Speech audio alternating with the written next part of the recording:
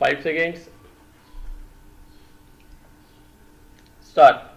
Sir, I am mostly in agreement with almost all the principles that the Honorable Prime Minister has enunciated this morning, and yet I beg to submit that from the point of view of logic, I do arrive at the same conclusion as the Prime Minister has done. I may say at the outset that the continued association of my country with the Commonwealth is not justified. The Honorable Prime Minister said that it is very easy to destroy a thing, but it is very difficult to build.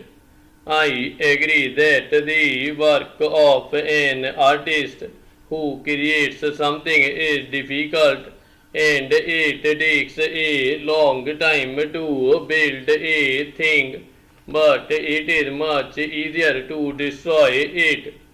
This world of ours is not being created now.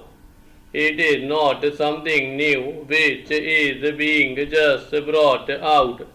It is in existence with all its faults and good points, and like an artist who is not creating a new thing but who is taking the buildings as they exist and then harmonizing them by trying to join them together, and in that task it sometimes becomes necessary to alter certain things here and there, and sometimes even to destroy a small portion.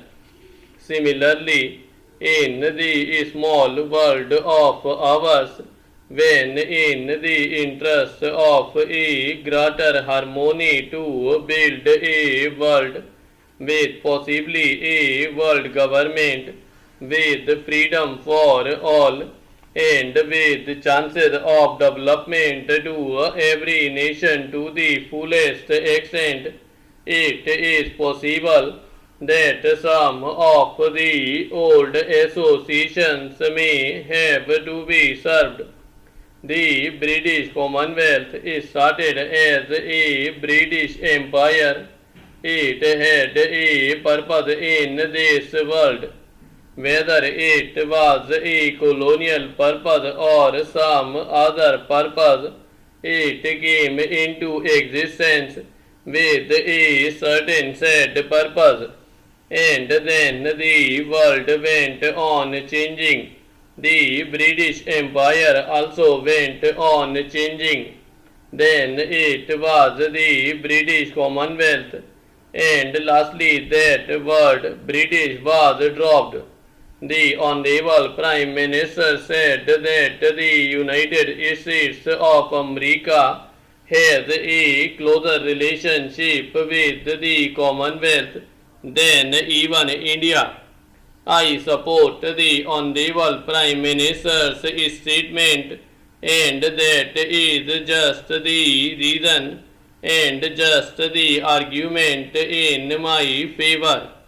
If the United States, without being in the Commonwealth, can have as great an association with it, or even greater association with it, we have then, sir, our country, India, remaining outside the Commonwealth, can also continue the same association.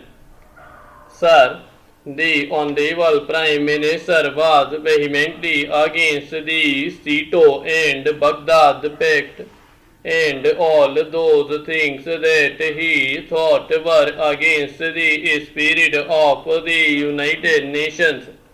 He said that the nations can have original associations. Sir, you will realize that the Commonwealth is not a region. Australia India, Canada, and the United Kingdom are so far apart geographically from one another that nobody in his imagination can consider them to be a compact area where there may be some sort of an understanding or cooperation. We are aiming at peace, and for the attainment of that peace, we have a world organization, the United Nations. Do you think that the formation of packs or groups or associations helps in the development, better organization and control of the United Nations? On the other hand, these petty associations, pacts and treaties retard the influence of the United Nations. I submit that these associations defeat the whole purpose of the United Nations.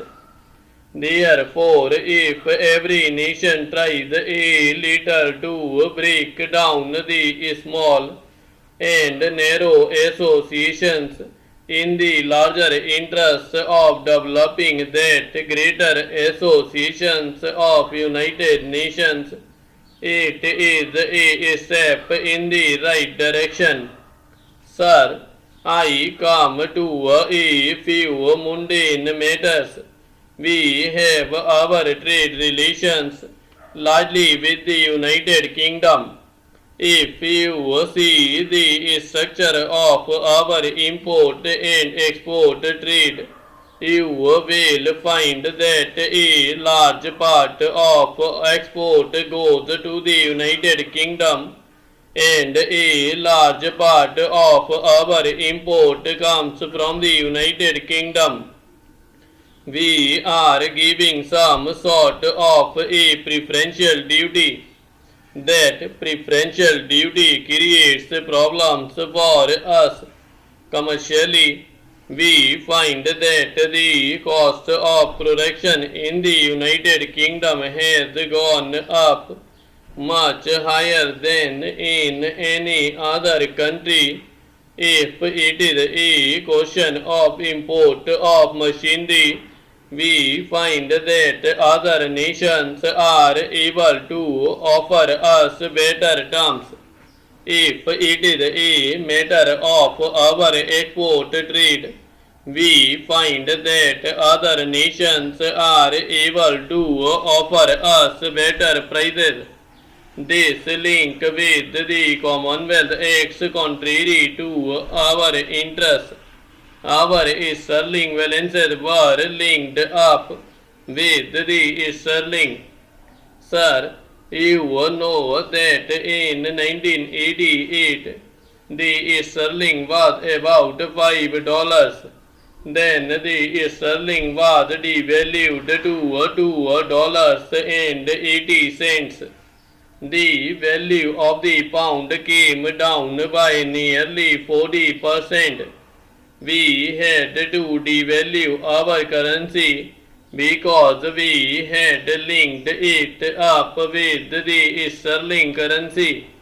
If it had not been linked up with the sterling, it would have had to be appreciated by 40%.